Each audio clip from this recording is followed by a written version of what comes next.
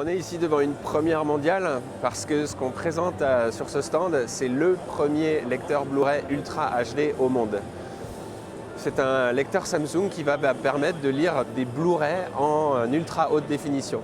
Mais ce qui est intéressant de noter, c'est qu'on ne va pas s'arrêter simplement aux 8 millions de pixels pour avoir une image plus détaillée.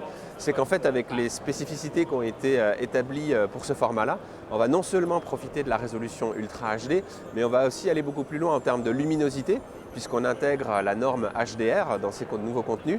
On intègre également de nouvelles normes en matière de couleurs, puisque désormais on va gérer les contenus en 10 bits.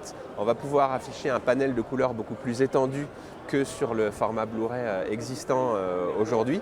Donc on va pouvoir profiter de la ultra haute définition, mais au maximum de son potentiel. Donc ça, c'est un lecteur qui va sortir au début d'année prochaine, en même temps que les premiers softs, les premiers titres, c'est-à-dire aux alentours de janvier-février.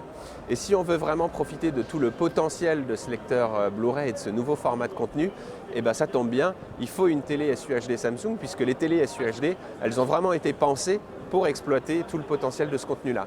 Elles sont Ultra HD, mais elles sont capables de reproduire le gamut de couleurs étendues. Elles sont équipées d'une dalle 10 bits pour reproduire jusqu'à 1 milliard de nuances de couleurs sur l'image. Elles sont capables de gérer le HDR et donc de donner cette luminosité et tout ce réalisme dans l'image. Donc on a là une vraie proposition, une vraie complémentarité entre certainement la télé la plus avancée du monde et le plus beau contenu qu'il sera possible de voir aujourd'hui. Les majors sont impliqués dans le jeu?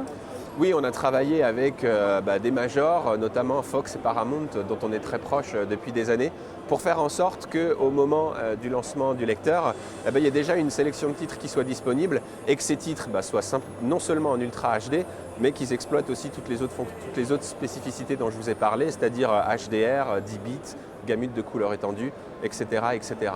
Alors ça sortira entre janvier et février, le lecteur devrait être positionné aux alentours de 300 € et un soft coûtera le même prix qu'un Blu-ray au moment où ça a été lancé, c'est-à-dire entre 30 et 35 $, à voir un petit peu ce que ça donnera en euros.